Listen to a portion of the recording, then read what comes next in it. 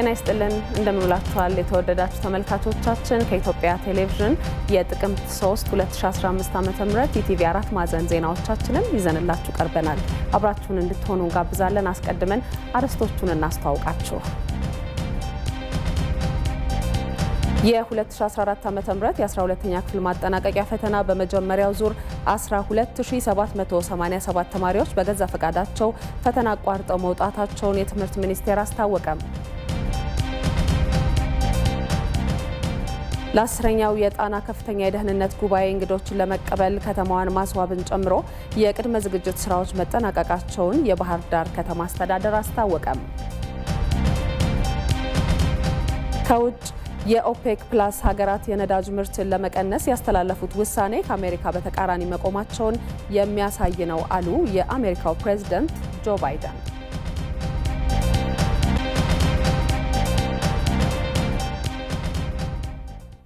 ዜናዎቻችንን እንቀጥላለን ተመልካቾቻችን። የዛሬዎቹ ዜናዎቻችን አስረኛውን የጣና ፎረም የደህንነት ጉባኤ ላይ ትኩረት ያደርጋሉ። አስቀድመን ይሄኛውን እናጋራችሁ። አፍሪካ መር መፍትሄ ለአፍሪካውያን በሚል መርህ የሚንቀሳቀሰው የጣና ፎረም ከተቋቋመ ከ10 ዓመታት በላይ ሆኖታል። ሪፖርተራችን ሜሮን በረዳ የፎረሙን አመሰራረት እንደሚከተለው ታስቃኘናለች። ኢትዮጵያ አፍሪካውያን ለዘመናት ስጋት ሆኖ ለቆየባቸው ውስጣዊና ውጫዊ የጸጥታና ደህንነት ጉዳዮች ፈር እንዲይዝ ለማድረግ አህጉሪቱ ስለ ሰላም የምትመክርበትን ሁኔታ ለማመቻቸት አፍሪካ ህብረትን ከመመስረት በኋላም ለአፍሪካ ሰላም ዳግም ቀድማ ተገኝታለች። በ2004 ዓ.ም በወቅቱ የኢትዮጵያ ጠቅላይ ሚኒስትር በነበሩት መለስ ዜናዊ ሐሳብ አመንጭነትም አፍሪካ መር መፍትሄ ለአፍሪካውያን የሚል አንድምታ ያለው የጣና ፎረም አንድ ብሎ በውቢቷ ባህር ዳር ወደ 80 የሚጠጉ በአፍሪካ የተለያዩ ዘርፎች የተወከሉ ሰዎች በተገኙበት ተጀመረ። ከሀገር መሪ እስከ ተማረ ኃይል ከባለ ሀብቱ እስከ ፖለቲከኛውና የጦር መሪ በሚታደሙበት በዚህ ፎረም አፍሪካውያን ስለ አህጉራቸው ሰላምና ደህንነት ሲሉ ቁጭ ብለው እንዲመክሩ ብሎም ለአህጉሪቱ የሰላም አማራጭን እንዲያመላክቱበት የተቋቋመም ስለመሆኑ በፎረሙ የመጀመሪያው ጉባኤ ላይ የታደሙት አቶ መለስ ይህን ብለው ነበር። I'm sure many of you are wondering why we need እርግጠኛ ነኝ እዚህ ያላችሁት ሁላችሁም አፍሪካ ሰላምና ደህንነቷን የምታስጠብቅባቸው ብዙ መንገዶችና ተቋማት እያሉ ይህ የጣና ፎረም ለምን አስፈለገ ብላችሁ እያሰባችሁ መሆኑን አልጠራጠርም። የጣና የሰላም ፎረም ግን አሁን ያሉትን ተቋማቶች ለማፍረስ አሊያም እንደነሱ አይነት ተመሳሳይ ተቋም ለመፍጠር ያለም አይደለም። የጣና ፎረም በዘርፉ ያሉ ሁሉንም አካላት ያካተተና አፍሪካውያን ተቋማትን በሐሳብ የሚደግፍ በተደራጀ መንገድ እንዲሄዱ የሚያግዝ ነው። ይህም ፎረሙን ከሌሎች ፎረሞች እንዲለይ ያደርገዋል።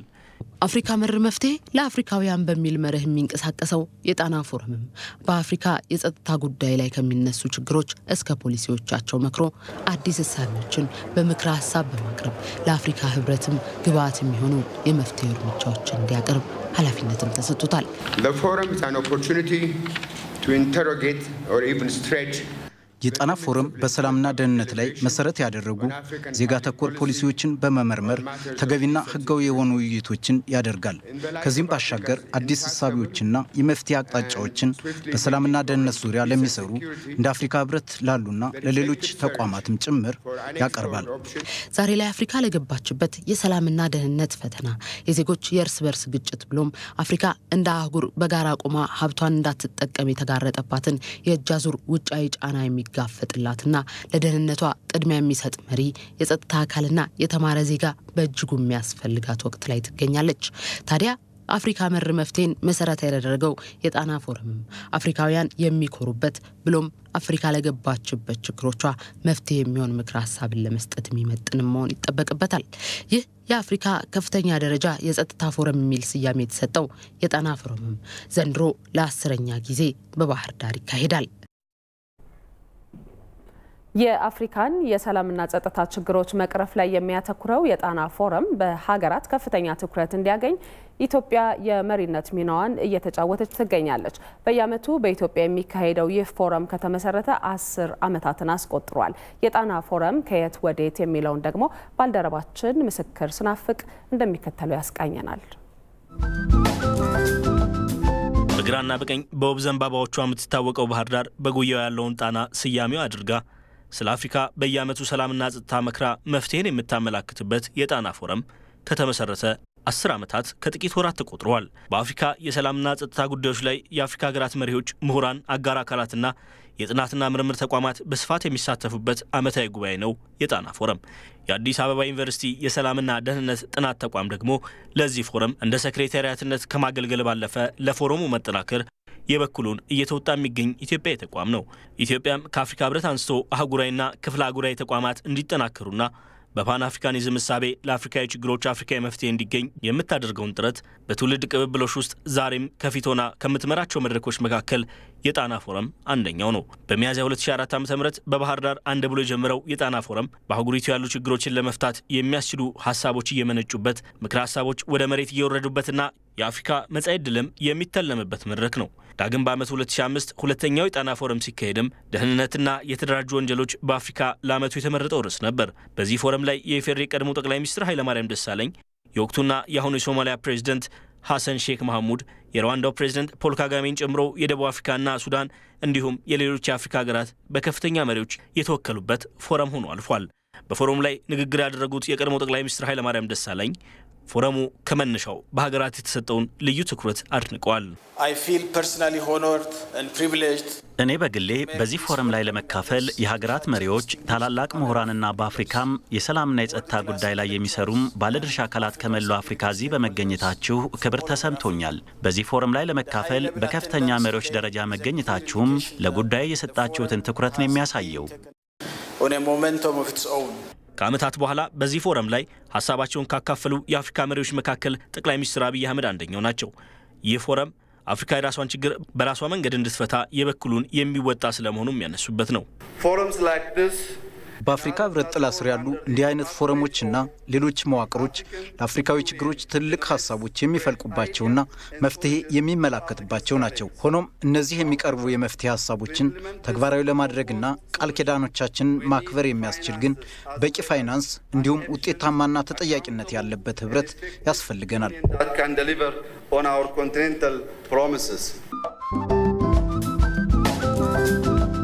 በስምንተኛው የጣና ፎረም ላይ የተካፈሉት ፕሬዝዳንት ሳህለወርቅ ዘውዴ ፎረሙ በምስራቅ አፍሪካ ቀጠና አስገራሚ ለውጦች እየተከናወኑ ባለበት ወቅት እየተካሄደ ስለመሆኑም አንስተው ነበር።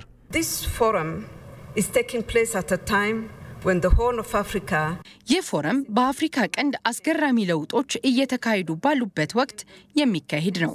እነዚህ ለውጦች ደግሞ ለቀጠናው ህዝቦች ተስፋና መልካም እይታን የሚፈጥሩ ናቸው።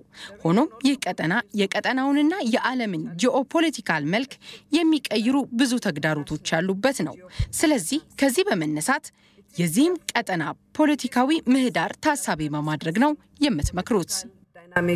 in the Horn of Africa በዚህ ፎረም ላይ በየዓመቱ የአፍሪካን ወቅታዊ ሁኔታ ባገናዘበ መልኩ የሚመረጠው ርዕሰ ጉዳይ ላይ የተለያዩ የሰላምና ጸጥታ ዘርፍ ተመራማሪዎች በየግላቸው ያደረጉትን ጨምሮ በተቋማት የተደረጉ ጥናቶች ይፋ ይሆናሉ፣ ይመከርባቸዋል፣ የመፍትሄ ሐሳብም ይሰነዘርባቸዋል።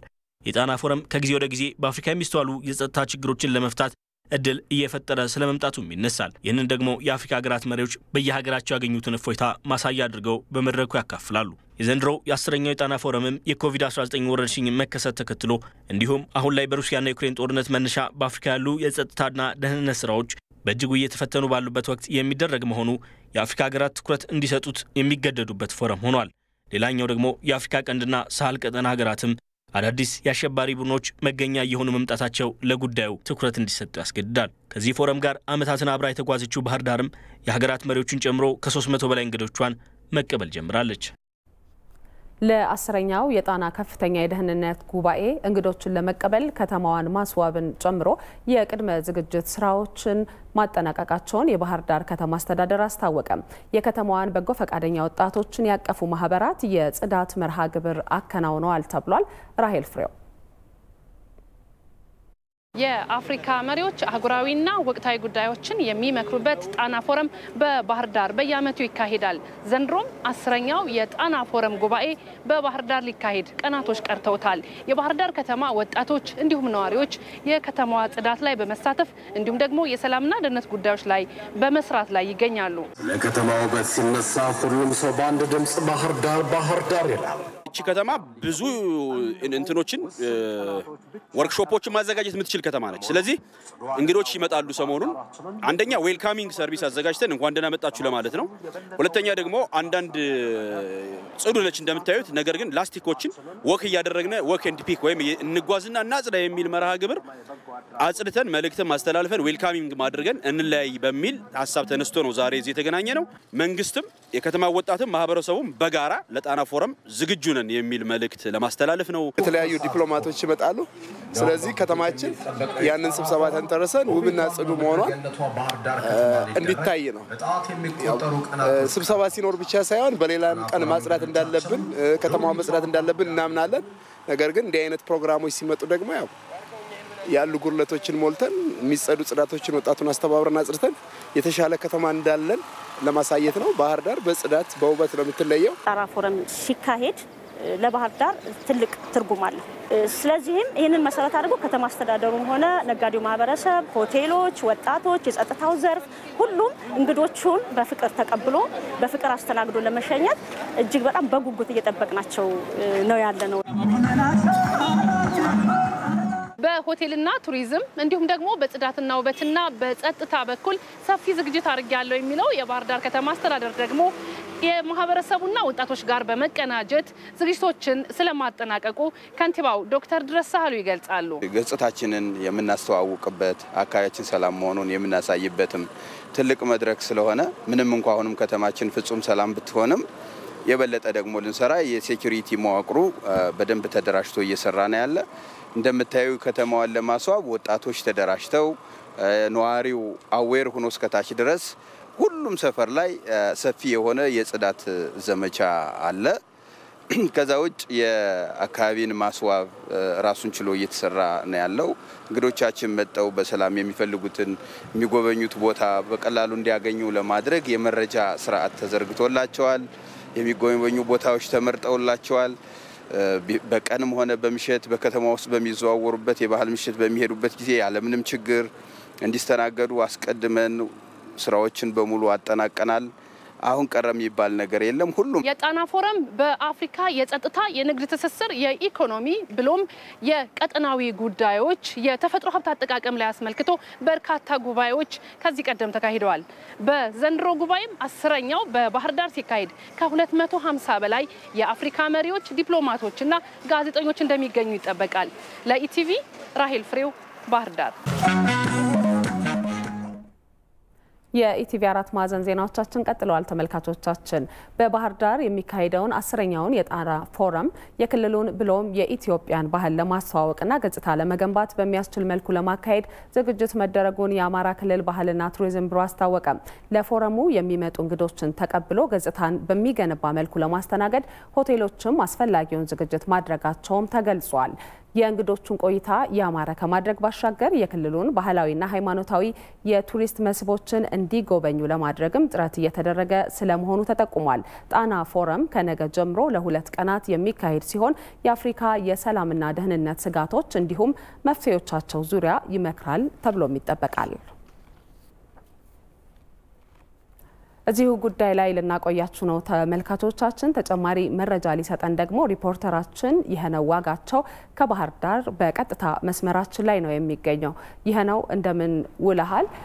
በቀጥታ መስመራችን ላይ ስለገባህ እናመሰግናለን። የ10ኛው የጣና ፎረምን ለማካሄድ እንግዲህ ባህር ዳር ሽርጉድ እያለች መሆኑን ቀደም ሲልም እየተመለከትን ነበር። አጠቃላይ እየተካሄደ ያለው ዝግጅት ምን ይመስላል ብታጋራን?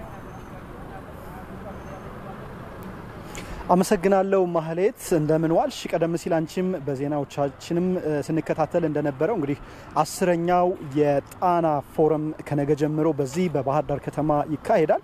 እንግዲህ የ10ኛው የጣና ፎረም የደህንነትና የጸጥታ ስጋቶችን በመቆጣጠር የማትበገርና ተጽዕኖዎችን መቋቋም የምትችል አፍሪካን መገንባት በሚል መሪ ሀሳብ ነው የሚካሄደው። እንግዲህ ይህንን ፎረም ለመሳተፍ ደግሞ እስከ 300 የሚሆኑ እንግዶች ወደ ባህር ዳር ከተማ ይገባሉ ተብሎ እየተጠበቀ ነው። ከጠዋት ጀምሮ የተወሰኑት መግባት ጀምረዋል። እንግዲህ እነዚህን እንግዶች በአማረ ሁኔታ አስተናግዶ ለመሸኘት ደግሞ ባህር ዳር ከተማ በተለያየ መልኩ መስተንግዶውን እያካሄደች ነው የምትገኘው። መስተንግዶውን አጠናቃ እንግዶቹን እየተቀበለች ነው የምትገኘው ባህር ዳር ከተማ። እንግዲህ ከጠዋት ጀምሮ እኛም ከተማው ላይ የተዘዋወርን እንቅስቃሴዎቹን ለመታዘብና ለመቃኘት ሞክረናል። በተለይ ሆቴሎች አካባቢ እነዚህ እንግዶች በቀጥታ መተው የሚያርፉባቸው ሆቴሎች አካባቢ በጥሩ ሁኔታ መዘጋጀታቸውን ነው ያስተዋልነው። እንግዲህ ባህር ዳር ከተማ ላይ የኮከብ ደረጃ ያላቸው ወደ 14 የሚሆኑ ሆቴሎች ይገኛሉ። የኮከብ ደረጃ ያልተሰጣቸው ነገር ግን የኮከብ ደረጃ ላይ የሚገኙ ደግሞ ተጨማሪ ወደ 6 የሚሆኑ ሆቴሎች አሉ። እነዚህ ሆቴሎች ሁሉ እነዚህን እንግዶች ተቀብሎ በመልካም ሁኔታ ለማስተናገድ የሚያስችል ዝግጅት ማጠናቀቃቸውን ነው የታዘብነው። ከሆቴሎችም ውጪ እንግዲህ ከተማው ላይ መንገዶች በተለያዩ ሰንደቅ ዓላማዎች ተውበዋል። አሁን እዚህም ከጀርባ እንደምትመለከቱት እንግዶች ከኤርፖርት ቀጥታ መተው ወደ ከተማዋ የሚገቡበት መስመር ላይ ነው የምንገኘው። ከጀርባችን እንደምታዩትም የተለያዩ የአፍሪካ ሀገራት ሰንደቅ ዓላማዎች በጌጥ ሆነው ተሰቅለው ከተማውን እንዲያስውቡ መንገዶችን እንዲያስጌጡ ተደርገዋል ማለት ነው። በዚህ መልኩ እንግዶቹ በጥሩ ሁኔታ እንዲቀበሉ ለመቀበል ከተማዋ ዝግጅት እያደረገች ነው የምትገኘው። እንግዲህ ከዚህም በተጨማሪ የጣና ፎረምን የክልሉን ባህል የሀገሪቱን ባህል ለማስተዋወቅ መልካም ማንነቶችን ገጽታዎችን ለመገንባት በሚያስችል መልኩ ለመጠቀም ዝግጅት መደረጉን ጭምር ነው የአማራ ክልል ባህልና ቱሪዝም ቢሮ ኃላፊ አቶ ጣይር መሐመድ የነገሩኝ ቀደም ሲል ባደረኩት ቃለ መጠይቅ ማለት ነው። እንግዲህ እነዚህ ታላላቅ መሪዎች የአፍሪካ መሪዎች ናቸው የሚመጡት። የቀድሞ የሀገራት መሪዎች፣ ተጽዕኖ ፈጣሪ ግለሰቦች፣ ዲፕሎማቶች እንዲሁም ተመራማሪዎች ጭምር ይመጣሉ። እነዚህን ታላላቅ ተጽዕኖ ፈጣሪ ግለሰቦችን ደግሞ የአማራ ክልልን ባህል እንዲሁም ደግሞ በሀገር አቀፍ ደረጃ እንግዳ ተቀባይነታችንን ሊያስመሰክሩ የሚችሉ መስተንግዶዎችን ጭምር በመስጠት የክልሉንና የሀገሪቱን ገጽታ ለመገንባት በተደራጀ መልኩ እየተሰራ መሆኑን ጭምር ነው ያነሱልኝ። ከዛም ውጭ እንግዲህ እንግዶቹ በቆይታቸው ሰላምና ደህንነታቸው ተጠብቆ አስፈላጊ ሁሉ መስተንግዶ አግኝተው ያማረ ቆይታ እንዲኖራቸው ለማድረግ የሚያስችሉ ዝግጅቶችን ሁሉ ማጠናቀቁን ነው የባህልና ቱሪዝም ቢሮ ያስታወቀው። እንግዲህ የአማራ ክልል በአቅራቢያው በርካታ የሆኑ ለቱሪስቶች የሚጎበኙ ቦታዎች አሉ። እዚህ በቅርብ ከጣና ገዳማት ላይ ወደ 21 በላይ የሚሆኑ ገዳማት አሉ። እነዚህን ከማስጎብኘት ጎንደርን፣ ላሊበላ፣ ሌሎችንም አካባቢዎች ቱሪስቶቹ ሊጎበኙ የሚችሉበትን እድል ጭምር ለማመቻቸት ዝግጅት መደረጉን ነው የተነሳው። ቆይታቸውን ከማራዘም ባሻገር ማለት ነው ሌላ ጊዜም ተመልሰው ሊመጡ በሚችሉበትን እድል ሁሉ ለመፍጠር እየተሰራ መሆኑን ጭምር ነው ያነሱልኝ። እንግዲህ የሆቴልና የመስተንግዶ የአገልግሎት ሰጪ ተቋማት እንቅስቃሴ ይህንን ነው የሚመስለው። ከዛ ውጪ ባህር ዳር ላይ በስፋት የሚገኙት የባህል ምሽት ቤቶች አሉ፣ ማሲንቆ ቤቶች አሉ። እነዚህ የአካባቢውን ባህል በስፋት የሚያንጸባርቁ ባህላዊ እስክስታዎች፣ ጭፈራዎችና የአካባቢውንና የኢትዮጵያን ባህል የሚከወኑባቸው አካባቢዎች ናቸው። እነዚህም በተመሳሳይ ሁኔታ እንግዶቹን ተቀብለው ለማስተናገድ አስፈላጊው ዝግጅት መደረጉ ነው የተገለጸው። እንግዲህ በአጠቃላይ ባህር ዳር ከተማ ከጸጥታ እስከ መስተንግዶ ድረስ ሁሉንም ዝግጅቶች በማከናወን እንግዶቿን እየተቀበለች ነው የምትገኘው በዚህ ሰዓት። መልካም አመሰግናለሁ። ይሄ ነው። መልካም ቀን ይሆነልህ።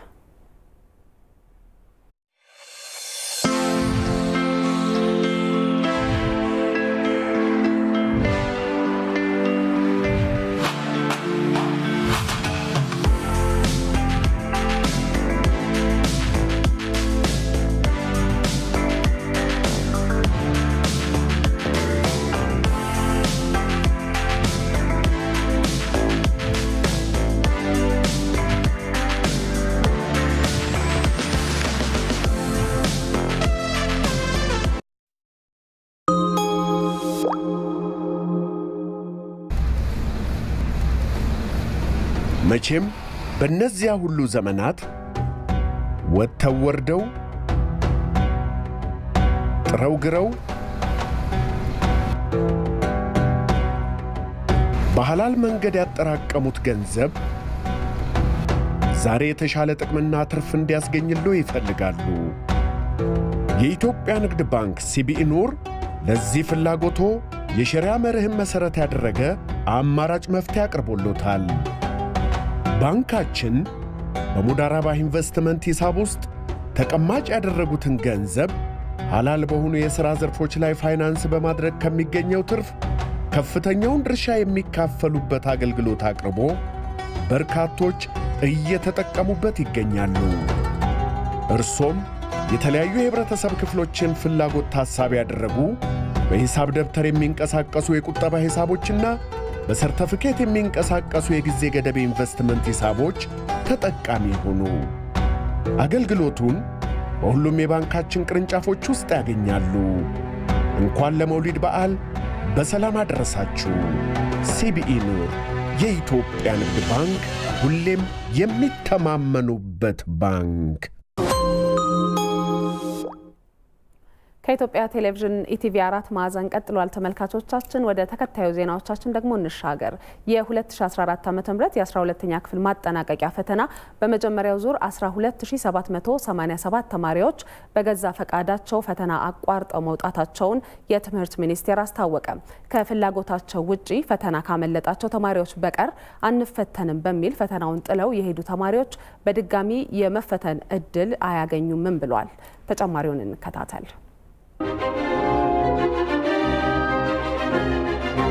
ከመስከረም 30 2015 ጀምሮ ሲሰጥ የቆየው የመጀመሪያው ዙር የ12ኛ ክፍል ማጠናቀቂያ ፈተና ትናንት ጥቅምት 2 2015 ተጠናቋል።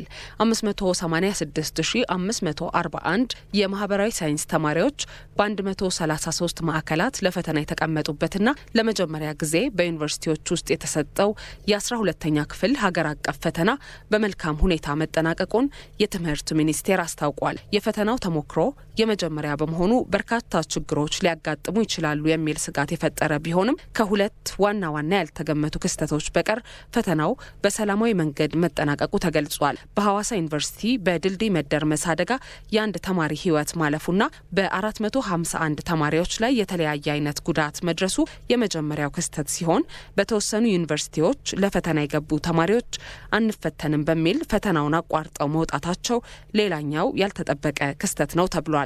ለፈተና ወደ ዩኒቨርሲቲ የገቡ ተማሪዎች ከትምህርት ስርዓት ባፈነገጠ መንገድ ፈተናውን አንፈተንም ብለው በገዛ ፈቃዳቸው ለቀው መውጣታቸው ነው። በዚህ ድርጊታቸውም የቤተሰቦቻቸውን ድካም ከንቱ ያስቀሩና የራሳቸውን መጻኢ ዕድል ከማምከን አልፈው በጥረታቸው ተፈትነው ውጤት ለማስመዝገብ የሚፈልጉ ተማሪዎች እንዳይፈተኑ ለማድረግ ያደረጉት ሙከራ እጅግ የሚያሳዝን ብቻ ሳይሆን መላው ህዝባችን ያወገዘውና ተቀባይነት የሌለው ተግባር ነው። 12787 ተማሪዎች ፈተና ሙሉ በሙሉ ወይም ውስን ፈተናዎችን በመውሰድ ጥለው ወጥተዋል። በተለይም በደብረ ታቦር ዩኒቨርሲቲ ተፈታኞች ኃይል በተቀላቀለበት መልኩ ሁከት በመፍጠራቸው የአንድ ተማሪ ህይወት ሲያልፍ በፈተና አስፈጻሚዎችና በጸጥታ ኃይላችን ላይ ጉዳት ደርሷል። በገዛ ፈቃዳቸው ፈተናውን ጥለው የወጡ ተማሪዎች በድጋሚ የመፈተን እድል አያገኙም ብሏል። የትምህርት ሚኒስትሩ ፕሮፌሰር ብርሃኑ ነጋ ተማሪዎቹ መፈተን እንደማይፈልጉ አሳውቀው በመውጣታቸው የራሳቸው መጻኢ እድል ላይ መወሰናቸውን ተናግረዋል። የመጀመሪያው ፈተና ካለፈ በኋላ ተመልሰው እንዲገቡ በአገር ሽማግሌዎች በሃይማኖት አባቶች የቀረበውን ጥሪ ተቀብለን ወደ ከ7000 በላይ የሚሆኑ እንደዚህ ተገደው የወጡትን እና መግባትና መፈተን የሚፈልጉትን አስገብተናል። ከዛ ውጪ የወጡት በፍላጎታቸው ገብተው መፈተን ያልፈለጉት ተማሪዎች ናቸው። በእነሱ ላይ ደግሞ ቅድም ያልነው ነገር ነው። በፈቃደኛነታቸው ፈልገው ፈተናውን አንወስድም ብለዋል። ይሄ ደግሞ መብታቸው ነው። ፈተና ወስደህ ካላለፍክ ዩኒቨርሲቲ መግባት አትችልም። ይሄ በምንም አይነት ሌላ መንገድ የሚገኝ ነገር አይደለም። በማጥናት ተግቶ በመስራት በመፈተንና በማለፍ ነው። ስለዚህ ይሄ ትምህርት ለሌሎቹም እንዲሆን ፈልጋል። ሌሎች ተማሪዎች አስገድደዋቸው ፈተና ያመለጣቸውና ተመልሰው ለፈተና የቀረቡ ተማሪዎች ግን ያመለጣቸውን ፈተና እንዲወስዱ ይደረጋል ብለዋል። በመጪው ማክሰኞ ጥቅምት 8 2015 ለፈተና የሚቀመጡ የተፈጥሮ ሳይንስ ተማሪዎችም ከዚህ ክስተት ትምህርት ወስደው ፈተናቸውን በተገቢው መንገድ እንዲያጠናቅቁ አሳስበዋል። በሌሎች ሳይሆን በራሳቸው ብቻ ተማምነው በሌላ በኩል ደግሞ ሌሎች አስገድደው አደጋ ያደርሱብናል ብለው የሚያስቡ ካሉ እሱ የኛ ስራ ነው። ፈተናውን በሚወስዱበት ጊዜ ደህንነታቸው እንዲጠበቅ ማድረግ የኛ ስራ ነው። እሱን ቃል እንገባላቸዋለን፣ እናስጠብቃለን። በመጀመሪያው ዙር ለፈተና ከተቀመጡ የማህበራዊ ሳይንስ ተማሪዎች መካከል በደብረ ታቦር፣ በመቅደላ አምባ፣ በደብረ ማርቆስና በባህር ዳር ዩኒቨርሲቲዎች አንፈተንም ያሉ ተማሪዎችን ለዚህ ያልተገባ ውሳኔ ዳረጋቸው ምክንያት ጠለቅ ያለ ምርመራ ይፈልጋል ተብሏል። የስራና ክህሎት ሚኒስቴርና የግብርና ሚኒስቴር በቅንጅት ለሚሰሯቸው ስራዎች የጋራ እቅድ ትግበራ ስምምነት ተፈራርመዋል። የስራና ክህሎት ሚኒስትሩ ሙፈሪያት ካሚልና የግብርና ሚኒስትሩ ኡመር ሁሴን ስምምነቱን ፈርመውታል። በገበያ ጥናት፣ በግብርና ቴክኖሎጂና የክህሎት ስልጠና፣ በግብርና ስራዎች የሙያ ላይ ደህንነትና ጤንነት ላይ በጋራ ለመስራት የሚያስችል ስምምነት መፈረሙን የስራና ክህሎት ሚኒስትሯ ገልጸዋል። በተለይም የግብርናውን ሴክተር በቴክኖሎጂ የተደገፈና በእውቀት ላይ የሚሰራ የሰው ኃይል እንዲኖር ለማድረግ ሚኒስቴሩ ትኩረት ሰጥቶ እንደሚሰራ ተናግረዋል። በተለይ በግብርናው መስክ የስራ ፈጣሪነት አስተሳሰብ እንዲጎለብትና የግብርናው ስራ በቴክኖሎጂ የታገዘ እንዲሆንም ስምምነቱ ትልቅ አቅም ይሆናል ብለዋል። በክህሎት ልማት ዘርፉ በቴክኖሎጂ በስራ ዕድል ፈጠራ እንዲሁም በስራ ፈጣሪነት አስተሳሰብ በግብርናው መስክ እና በስራ ላይ ደህንነትና ጤንነት ላይ የሚሰሩ 4 መሰረታዊ ምሰሶች ላይ መሰረት ያደረገ ስራ ነው ለመስራት የተዘጋጀ ነው። የግብርናን ፍላጎት ለማገልገል ነው ማለት ነው። በእኛ በኩል ዝግጁነታችንን ያረጋገጥ ነው። የግብርና ሚኒስትሩ ኡመር ሁሴን በበኩላቸው ስምምነቱ በግብርናው ሴክተር ያሉትን ችግሮች ለመፍታት ትልቅ ፋይዳ የሚኖረው መሆኑን ተናግረዋል። በግብርናው ዘርፍ በቴክኖሎጂና በክህሎት የዳበረ ባለሙያ እንዲኖር ከስራና ክህሎት ሚኒስቴር ጋር ለመስራት ስምምነት መደረሱ ለዘርፉ ከፍተኛ ጠቀሜታ ያለው መሆኑንም ገልጸዋል። የግብርናውን ሴክተር በቴክኖሎጂ ለመደገፍ እየተደረገ ያለውን ጥረት ለማገዝም ወሳኝ ስለመሆኑ አብራርተዋል። እንደ ስንዴና ሌሎች ፕሮዳክቶች ማሳካት ምንችለው እነኚህ ነገሮች አትሊስት ከዛ ውስጥ ደግሞ የቴክኒክ ብቃቱ ተሟልቶ ሲገኝ ነው። ግብርናን እስካሁን በመራንበት መንገድ ከዚህ በላይ እያደገ ያለውን ህብረተሰብ ሊመግብ በሚችል ደረጃ ማስኬድ በጣም እየከበደ ነው የሚሄደው። ምክንያቱም የሚፈልገው ሙያ እና የሚፈልገው ቴክኖሎጂ እየተወሳሰበ ነው የሚሄደው። ለዚህ ውስብስብ እና እንደ ሀገር ካለንበት ሁኔታ አንጻርም ያለውን ፍላጎት ለማሟላት አቅርቦቱ ከፍ ማለት መቻል አለበት። ለዛ ደግሞ ሙያዊ ድጋፉ ያስፈልጋል። በከተማ ግብርና የህብረተሰቡ ተሳትፎና ተጠቃሚነት አበረታች ውጤት እያስመዘገበ ቢመጣም የግብርና ተቋማት የምርምር ማዕከላትና ባለድርሻ አካላት ትኩረት ሰጥተው ሊሰሩ እንደሚገባ ይነገራል። ተከታዩ ይድነቃቸው ሰማው ያዘጋጀው ዘገባ በከተማ ግብርና በመሳተፍ ራሳቸውን ለመለወጥ እየሰሩ የሚገኙ ተጠቃሚዎችን የተመለከተ ነው። ምስክር ስናፍቅ ያቀርበዋል። አለማየሁ ዋጋሪ በአዳማ ከተማ ነዋሪ ሲሆን በመኖሪያ ቤቱ የከተማ ግብርና ስራን በማከናወን ራሱንና ቤተሰቡን ተጠቃሚ ለማድረግ ጥረት እያደረገ ነው። እናም የተለያዩ ቁሳቁሶችን በመጠቀም እየሰራ ሲሆን ሙያውንም ከመልካሳ የግብርና ምርምር ማዕከል የግብርና ባለሙያዎች እንዳገኘ ይናገራል። የምንኖርበትን ግድግዳ ልክ እንደ መሬት አድርገን ተጠቅመንበታል። ከዚህ በፊት ሌላ ችግኝ ነበር እዚህ ላይ ተተክሎ የነበረው።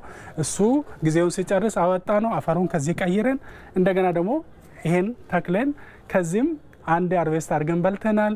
ከሌሎች ሁለቴ አርቬስት አድርገነው አለ። ታሪኩ ኃይሉና ሱራፌል አብርሃም የከተማ ግብርና አሰራር ግንዛቤን በማግኘታቸው ተግባራዊ ያደረጉት መሆኑንም ይናገራሉ። በትንሽ ቦታ ላይ ብዙ ነገር መስራት እንደምንችል ነው የምናሳየው። እኔም ቤቴ የተወሰነች ቦታ አለችኝና ቤቴ በተለያየ እቃ ላይ እኔ እንደዚህ አይነት ቦታ ባይኖረኝም በተለያየ በሚጣሉ እቃዎች ላይ ለምሳሌ በሃይላንድ እቃ ላይ በዘይት እቃ ላይ በዚህ በዘይት በ5 ሊትሩ እቃ ላይ እየቀደድኩኝ በሱ እየተጠቀምኩ ነው ያለሁትና ውጪ ሄደን ከምንገዛ ለቤታችን ፍጆታ የሚሆን ያህል ከቤት ስለምንጠቀም አንደኛ ከኬሚካልም ንክኪ ስለማይኖረው፣ ሁለተኛ ነገር የፈለግነውን ነገር ቤታችን ለቤት ፍጆታ ያህል ስለምንጠቀም ከቤት ነው የምንጠቀመውና እኔ አሁን እንደዚህ አይነት ነገሮችን የምገዛው ነገር የለኝም፣ ከቤት ነው የምጠቀመው። የቨርቲካል ፋርሚንግ ዘይቤ ተጠቅመን እዚህ አካባቢ እንግዲህ ይሄን ከወዳደቁ እቃዎች በቃ አያስፈልግም ተብሎ የሚታሰቡ ማቴሪያሎችን በመጠቀም በቢሮአችንም ወይንም በመኖሪያ ቤታችን አካባቢ ይሄን ነገር እንደ ዴሞንስትሬሽን አቅርበናል ማለት ነው። ይሄ ሃይላንድ የምታዩት ሃይላንድ ቢያንስ 2 ቦታ እንጠቀመዋለን። ሌላ ቦታ ብንጥለው ግን እንደ ቆሻሻ ሆኖ ነው አሁን ከተማችንን እየረበሸ የሚገኘውና ይሄን እንደ ተሞክሮ አድርገን እንግዲህ ያሳየን እንገኛለን ማለት ነው። የከተማ ግብርና ስራን ይበልጥ ለማስተዋወቅና ከዘርፉ የሚገኘውን ጠቀሜታ ለማጎልበት የግብርና ተቋማት ባለሙያዎችና የሚመለከታቸው አካላት የበለጠ ሊሰሩ ይገባልን ብለዋል። የግብርና ባለሙያዎችም የከተማ መስተዳድርም እንደዚህ ሁሉም በዚህ ላይ ተሳትፎ የተሻለ ስራ ቢሰራ አገራችን በምግብ ራስን ለማቻል በመታደርገው ጥረት ላይ ትልቅ አስተዋጽኦ ሊያደርግ ስለሚችል ሁላችንም የበኩላችን ድርሻ ብንወጣ በጣም የተሻለ ነው። ትልቁ ነገር ከድህነት ለማውጣት ከራሳችን መጀመር አለብን። ማህበረሰቡ በከተማ ግብርና እንዲሳተፍና ተጠቃሚ እንዲሆን የማድረግ ስራ እየተከናወነ መሆኑን የመልካሳ የግብርና ምርምር ማዕከል ዳይሬክተር ዶክተር በድሩ በሽር ገልጸዋል። ከተማ ግብርና ላይ ብዙ ምርምሮች አልተሰሩም። ስለዚህ የከተማ ግብርና ላይ ምርምሮችን እንቀጥላለን። ሁለተኛ ደግሞ ከልማቱ አንፃር አሁን የተጀመሩ ስራዎች አሉ። እነኚህን ስራዎችን እየገመገምን እያሻሻልን እንሄዳለን። የተጀመሩትን አሁን ገጠር ላይ የሚሰሩት ከተማውንም የከተማውንም ኤክስቴንሽን እንሰራለን ማለት ነው።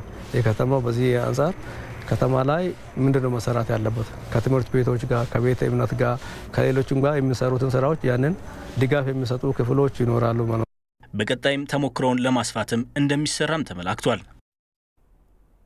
የኢቲቪ 4 ማዕዘን ዜናዎቻችን ቀጥለዋል። ተመልካቾቻችን አርዕስተ ጉዳዮቻችንን እናስታውሳችሁ። የ2014 ዓ.ም የ12ኛ ክፍል ማጠናቀቂያ ፈተና በመጀመሪያው ዙር 12787 ተማሪዎች በገዛ ፈቃዳቸው ፈተና አቋርጠው መውጣታቸውን የትምህርት ሚኒስቴር አስታወቀ።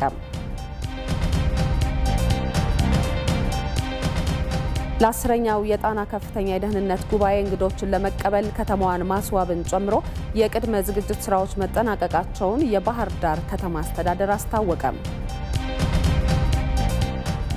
ከውጭ የኦፔክ ፕላስ ሀገራት የነዳጅ ምርትን ለመቀነስ ያስተላለፉት ውሳኔ ከአሜሪካ በተቃራኒ መቆማቸውን የሚያሳይ ነው አሉ የአሜሪካው ፕሬዝዳንት ጆ ባይደን።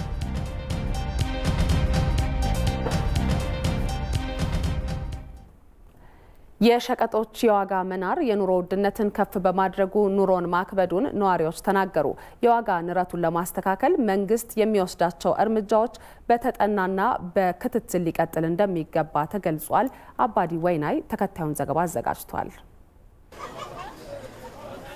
በኑሮ ውድነት ምክንያት ዜጎች እየተፈተኑ ይገኛሉ። በተለይም አነስተኛ ገቢ ያላቸው የማህበረሰብ ክፍሎች የዚሁ ዋነኛ ተጠቂ ናቸው። በየጊዜው የቤት ክራይና የሸቀጦች ዋጋ መጨመር እንዲሁም በተለያዩ ምክንያቶች አሁን ላይ በልቶ ማደር አስቸጋሪ መሆኑን ነው ዜጎች የሚገልጹት። በተለይም አሁን ከፍተኛ የዋጋ ጭማሪ በተለያዩ ምርቶች መከሰት የኑሮ ውድነቱ እንዲባባስ ምክንያት ሆኗል። በአዲስ አበባ የሚገኙ ነዋሪዎች እንደሚሉት የኑሮ ውድነቱ ከሚያገኙት ገቢ ጋር ሰፊ ልዩነት ያለው ነው። ለመኖር በጣም አስቸጋሪ ነው። ምክንያቱም በየቀኑ ለምሳሌ ብታይ ትናንት ያየው ገበያ ዛሬ ላይ የለም፣ የትም አይገኝም። ከምን አንፃር እንደዚህ ነው የሚሆነው ብለን ለማየት እንግዲህ ምናልባት እኔ ብዬ መገምተው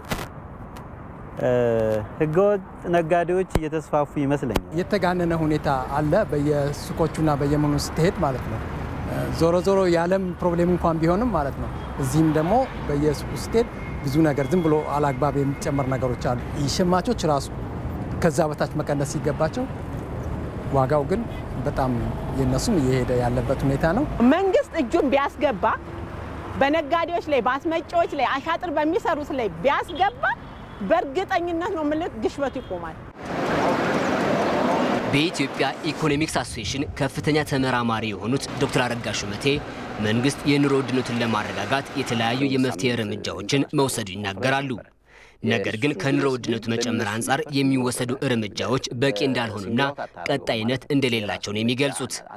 ፍራንኮ ቫሉታን በማወጅ ከውጭ ምርቶች እንዲገቡ ከቀረጥ ነፃ ምርቶች እንዲገቡ ዋጋቸው እንዲወሰን የተወሰኑ ምርቶች እዚህም ደግሞ መተው በአከፋፋዩ ራሱ የመንግስት አካል ሆኖ በመንግስት መዋቅር ውስጥ ክፍፍል እንዲደረግባቸው እነዚህ ሁሉ ግን ስታያቸው ከውሳኔው ማግስት ወይም ደግሞ እርምጃው ሆይ ሆይ ብሎ ከተጮኸ በኋላ ማንም ጠያቂ የላቸውም እና እርምጃዎቹ በቂና ያልሆኑት ለምንድነውና የዋጋውን ግሽበቱን መከላከል ያልቻው አንደኛ የዋጋ ግሽበቱ ከምንድነው የሚመነጨው የሚለው ነገር በደንብ አጣርቶ ትክክለኛውን መረጃና ትክክለኛውን ምክንያት የማወቅ ችግር አለ አንድ ሁለተኛ ደግሞ የሚወሰዱት የመንግስት እርምጃዎች ቀጣይነት የላቸውም የሚፈጠሩ ግጭቶችና አለመረጋጋቶችን በመቅረፍና የኑሮ ውድነቱን መንስኤ በማወቅ ጠንካራ እርምጃ መውሰድ ያስፈልጋል ይላሉ ዶክተር አረጋ ከዚህ በተጨማሪም የግብይት ሰንሰለቱን ማሳጠር እንደሚገባ ነው የሚገልጹት ግብይት ሰንሰለቱን ቢቻል አጭር ማድረግ ግልጽነት ያለው እንዲሆን ማድረግ ነጋዴዎቻችን ትርፍ የሚያደርፉበትን በምክንያት ማድረግ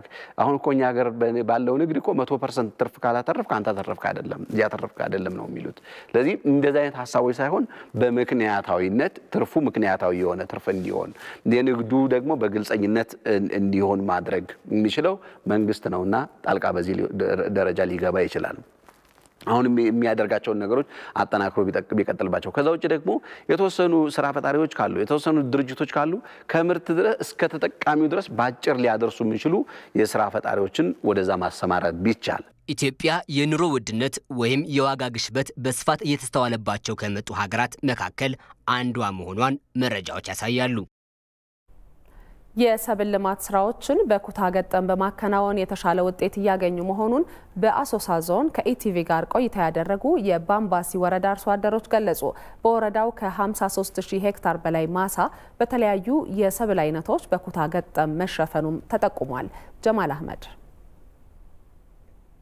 በአሶሳ ዞን በተለያዩ ወረዳዎች አርሶ አደሩ የሰብል ልማት ስራዎቹን በኩታ ገጠም እንዳከናውን በተደረገ ጥረት የተሻለ ውጤት እየተገኘ መጥቷል።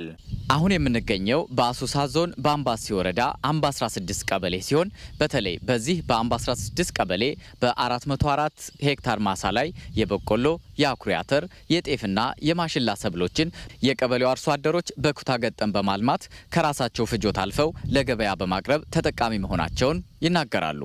ኩታ ገጠም በጣም ጠቃሚ ነው ይጠቅማል አርሶ አደሩም ቢሆን አውሬ አይበላበትም አጠባቁም አንድ ይሆናል አዘራሩም ራሱ ለሰብሉ አንደኛ ጥሩ ነው እሱ ለጉሮሮአችንም መሸፈን ያቃተን ነበር ዛሬ ግን ኩታ ገጠም ከመጣ ወዲህ እንኳን ለጉሮሮ ቆርጦ ለመሸጥም ለልጆቻችንም ማስተማሪያ እየቻልን ነው ያለነው በጣም የወረደ ማሳ ነበር ኩታ ገጠም ካረግነው ጀምሮ ራሱ በአኩሪን ቀይረዋለን በበቀሎን ቀይረዋለን ከፍተኛ ምርት ያገኘን ነው ያለነው እኔ አሁን ባለፈው ጊዜና 30 ኩንታል ነው ወቃሁት ከ1.5 በኩታ ገጠም የተለወጥኩ ሰው ነኝ ለውጥ 2006 ደብረ ብርሃን በልምድ ልውውጥ ሂጃለሁ በክልሉ ባንደኝነት አሁንም ቢሆን እዚህ ላኪም ቤት የቀረበ ቤት አለኝ እና ይሄ ኩታ ገጠም ቀላል አለወጠንም ለወዳችንም አንችል ነበር አሁን ግን ያመቱ ፍጆታችን 50-60 ሺህ ብር እየሸጥነ የቤት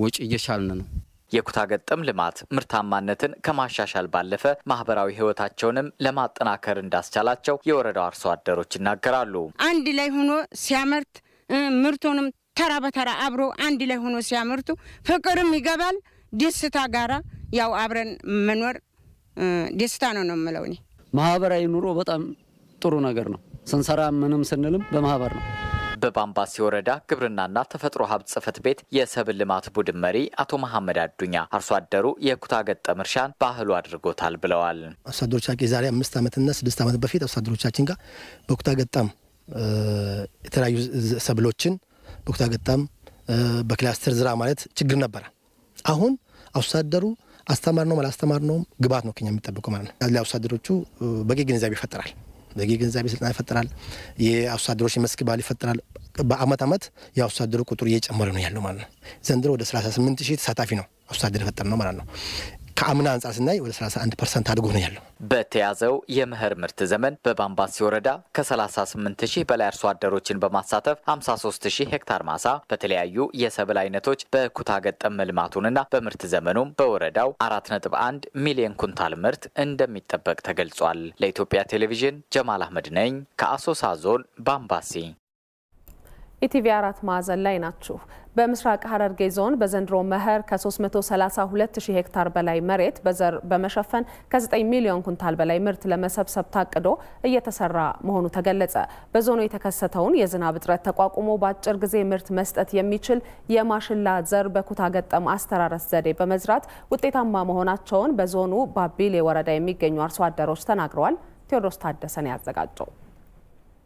በምስራቅ ሐረርጌ ዞን በዘንድሮ የመኸር ወቅት የተከሰተውን የዝናብ እጥረት በመቋቋም ከግብርናው ከ9.6 ሚሊዮን ኩንታል በላይ ምርት ለመሰብሰብ ታቅዷል። ለዚህም አጠቃላይ በዞኑ ስር 332,643 ሄክታር መሬት በዘር የተሸፈነ ሲሆን 80 ሺህ ሄክታሩ በማሽላ ዘር የተሸፈነ ነው። ከዚህ ውስጥ 72 በመቶ የሚሆኑ ደግሞ በኩታ ገጠም የአስተራረስ ዘዴ የተዘራ ነው። ድርቅን ተቋቁሞ በአጭር ጊዜ በመድረስ ከፍተኛ ውጤት እያሳየ የሚገኘው የማሽላ ዘር በዞኑ ስር በሚገኙ 6 ወረዳዎች በማሰራጨት አርሶ አደሩን ተጠቃሚ ማድረግ መቻሉን የገለጹት የምስራቅ ሐረርጌ ዞን የግብርና ጽሕፈት ቤት ኃላፊ አቶ ጌታውን ንጋቱ በቀጣይ ዘሩን በማባዛት በዞኑ ስር በሚገኙ 20 ወረዳዎች ለማሰራጨት መታቀዱንም ተናግረዋል።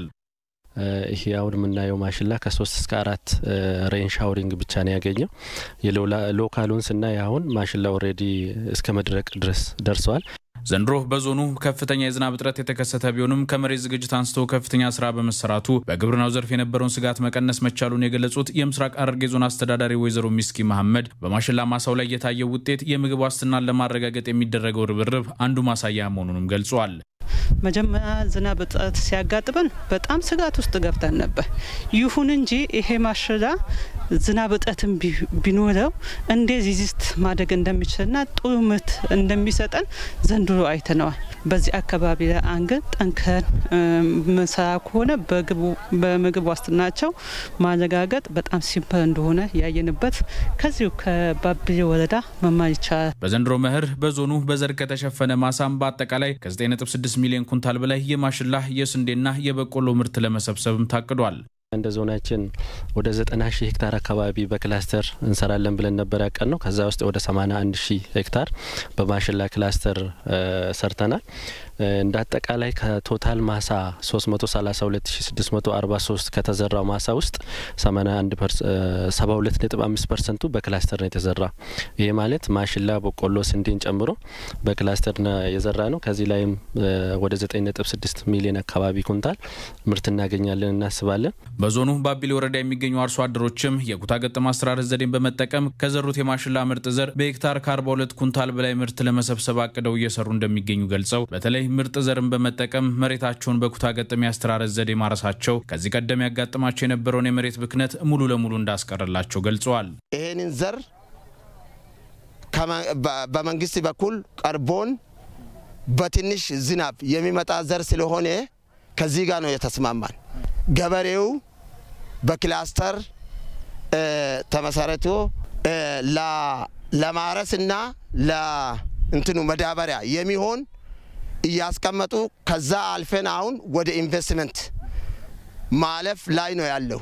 አሁን ለመሰብሰብ ከ1 ሄክታር ወደ 42 ኩንታል እናገኛለን የሚለው እቅድ ነው ያለ። ድርቅን በመቋቋም በአጭር ጊዜ የሚደርሰው የማሽላ ምርጥ ዘር በአስተማማኝ የዝናብ ሁኔታ ውስጥ በሄክታር እስከ 50 ኩንታል ምርት መስጠት ይችላል። ለቲቪ ለተጠናቀረው ዘገባ ቴዎድሮስ ታደሰ ነኝ፣ ሐረር።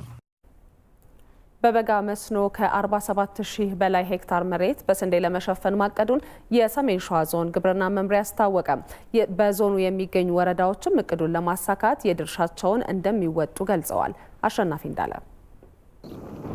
የአማራ ክልል ግብርና ቢሮ በበጋ መስኖ ስንዴ 250 ሺህ ሄክታር መሬትን ለማልማት ማቀዱን ያሳወቀ ሲሆን ይህን ተከትሎም በክልሉ የሚገኙ ዞኖች ዝግጅት መጀመራቸውን እየገለጹ ነው። ከ2 ዓመት ጀምሮ በበጋ መስኖ ስንዴ ላይ ትኩረት አድርጎ ሲሰራ እንደነበር የሚያስታውሰው የሰሜን ሸዋ ዞን ግብርና መምሪያ ፈጻጸሙ ግን ከሚጠበቀው ውጤት አንጻር አናሳ እንደነበር ገልጿል። በዘንድሮ የበጋ መስኖ ግን ውጤታማ ስራ ለመስራት ዝግጅቶች መጀመራቸውን በመግለጽ በዞኑ በበጋ መስኖ ከሚለማው መሬት ውስጥ 85 በመቶውን በስንዴ ለመሸፈን ማቀዱን አሳውቋል። በዚህ ዓመት 47,000 ሄክታር በላይ በመስኖ ስንዴ እናለማለን ብለን በእቅዳችን አስቀምጠናል። ይህ መነሻ አድርገን መስኖ በአንደኛ ዙር፣ በሁለተኛ ዙር፣ በሶስተኛ ዙር ብለን ከፋፍለን ለማልማት ጥረት እናደርጋለን። ይህን 47,000 በእቅዳችን አስቀምጠናል። አሁን በመጪው የመስኖ ዘመን የመስኖ የአንደኛ ዙር መስኖ ጊዜ ኦልሞስት ከ20210 ሄክታር በላይ የመስኖ ስንዴ ብቻ እናለማለን ብለን በእቅዳችን አስቀምጠናል። በዞኑ የሚገኙ ወረዳዎችም እንደ ሀገር የተወጠነው እቅድ እንዲሳካና የአርሶ አደሩ ተጠቃሚነት እንዲጎለበት የተሻለ ውጤት ለማስመዝገብ መዘጋጀታቸውን ገልጸዋል። እንደሚዳወረሙ ወረዳ በተለይ አንዱና ትልቁ ደግሞ ዘንድሮ መስራት አለብን ብለን ያሰብነው 650 ሄክታር መሬት እናለማለን ብለን በእቅድ ይዘናል።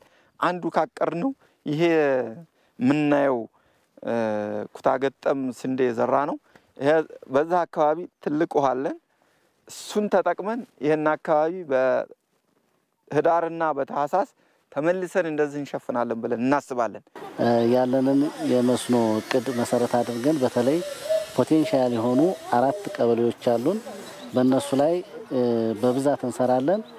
አብዛኞቹ ደግሞ መስኖ ስንዴ ሊያለሙ የሚችሉ ቀበሌዎችን ለይተናል። በጥቅሉ በወረዳ ደረጃ 160 ሄክታር ስንዴ ወደ ልማት እናስገባለን ብለን በቅድ ይዘናል። ለቅዱ ስኬት አርሶ አደሩን ጨምሮ የየወረዳው አመራሮችና የግብርና ባለሙያዎች ስልጠና እንዲሰጣቸው እየተደረገ መሆኑን የሚገልጸው የዞኑ ግብርና መምሪያ ከክልሉ በኩል የተለያዩ ድጋፎች እየተደረጉ መሆናቸውንም ገልጿል። ለምን ስንዴ እናመርታለን፣ እንዴት እናመርታለን፣ ምን ማለት ነው ብለን በደንብ ግንዛቤ እየፈጠርን ስራዎችን እየሰራን ነው የሚገኘው። በእርግጠኝነት ይሄ እቅድ ካለን ፖቴንሻል አንጻር ስናየው በጣም ስራ የሚጠይቅ እንደገና ደግሞ እንደ ሀገርም ካስቀመጥነው ግብ አንጻር ትኩረት ተሰጥቶ መሰራት ያለበት ዘርፍ ነው። ምክንያቱም ከድህነት እንላቀቅ ከተባለ እንደነዚህ አይነት ትላልቅ የመስኖ ስራዎችን ሰርቶ ውጤት ማምጣት ይጠይቃል። ለዚህ ክልሉ ትላልቅ ድጋፎችን እያደረገ ነው። አሁን በቅርቡ ከ1551 በላይ የውሃ ሞተሮችን ድጋፍ አድርጎልናል። በተመሳሳይ የዘር አቅርቦት የማዳበሪያ አቅርቦት እየተሰሩ ነው የሚገኙትና በተቻለ መጠን ችግር ላይ ገጥመን ይችላል ብለን እናስባለን። የሰሜን ሸዋ ዞን ግብርና መምሪያ በመኸር እርሻው ከ146,000 ሄክታር በላይ መሬትን በስንዴ መሸፈኑን መግለጹ የሚታወስ ነው። የውጭ ዜና የኦፔክ ፕላስ ሀገራት የነዳጅ ምርትን ለመቀነስ ያስተላለፉት ውሳኔ ከአሜሪካ በተቃራኒ መቆማቸውን የሚያሳይ ነው አሉ የአሜሪካው ፕሬዝዳንት ጆ ባይደን። ሳውዲ አረቢያ በበኩሏ ውሳኔው ፖለቲካዊ ሳይሆን ኢኮኖሚያዊ ነው ብላለች። ዳንኤል ብዙአየሁ የሩሲያና ዩክሬን ጦርነትን ተከትሎ አሜሪካና የአውሮፓ ህብረት ሀገራት በሩሲያ የነዳጅ ምርት ላይ ማዕቀብ ጣሉ። በዚህ ምክንያት የነዳጅ ዋጋ በከፍተኛ ሁኔታ በመጨመሩ የአሜሪካው ፕሬዝዳንት ጆ ባይደን ሳውዲ አረቢያ ተጨማሪ ነዳጅ እንድታመርት ለማግባባት ሞክረው ነበር። ይሁን እንጂ በተቃራኒው ሳውዲ አረቢያና ሩሲያ ከኦፔክ ፕላስ ሀገራት ጋር በመሆን ባሳለፍነው ሳምንት የነዳጅ ምርትን በቀን በ2 ሚሊዮን በርሜል ለመቀነስ ነው የተስማሙት። ይህ ስምምነት የአሜሪካውን ፕሬዝዳንት ጫና ውስጥ ከቷቸዋል። የዲሞክራቲክ ፓርቲ የምክር ቤት ተወካይና የውጭ ግንኙነት ኮሚቴ ጸሐፊ የሆኑት ቦብ ሜኔንዴዝ አሜሪካ ከሳውዲ አረቢያ ጋር ያላትን ግንኙነት ሙሉ በሙሉ ማቋረጥ አለባት ብለዋል። ፕሬዝዳንት ጆ ባይደንም የኦፔክ ፕላስ ሀገራት ያስተላለፉት ውሳኔ የአሜሪካንና የሳውዲን ግንኙነት ዋጋ የሚያስከፍል መሆኑን ነው የተናገሩት።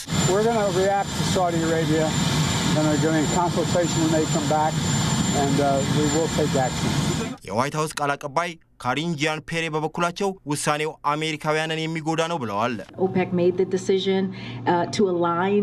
ኦፔክ የወሰነው ውሳኔ የነዳጅ ፖሊሲያቸው የሩሲያ ጦርነትን የሚደግፍ እንደሆነ ነው የሚያሳየው። ይህ ጦርነት ደግሞ የአሜሪካንን ዜጎች የሚጎዳ በመሆኑ ውሳኔውን ካሳለፉ ሀገራት ጋር ያለንን ግንኙነት መመርመር አለብን። 23 ሀገራትን ያቀፈው የነዳጅ ላኪ ሀገራት ህብረት የሆነው ኦፔክ ፕላስ የወሰነው ውሳኔ ሳውዲ አረቢያና የህብረቱ ሀገራት ከአሜሪካ ተቃራኒ በመቆም ሩሲያን እየደገፉ መሆኑን የሚያሳይ ነው በማለት ዋሽንግተን ክስ እያሰማች ነው። የሳውዲ የውጭ ጉዳይ ሚኒስትር ልዑል ፌሰል ቢን ፋርሃን ግን ውሳኔው ፖለቲካዊ ሳይሆን ኢኮኖሚያዊ ነው ብለዋል። የኦፔክ ፕላስ አባል ሀገራት ኃላፊነት በተሞላበት ሁኔታ ትክክለኛ ውሳኔ ነው ያስተላለፍ ነው። ውሳኔያችንም እኛ ነዳጅ የምናመርት ሀገራትናም ተቀባይ ሀገራትንም ተጠቃሚ የሚያደርግ ነው ብለን እናስባለን። የኦፔክ ፕላስ ሀገራት ውሳኔ የነዳጅ ዋጋን በከፍተኛ ሁኔታ እንዲጨምር የሚያደርግ መሆኑ የባይደን አስተዳደር በቀጣይ ወር በአሜሪካ በሚካሄደው የአጋማሽ ምርጫ በሚያደርገው ቅስቀሳ ላይ ከፍተኛ ተጽዕኖ እንደሚያሳድር ነው የፖለቲካ ተንታኞች የገለጹት።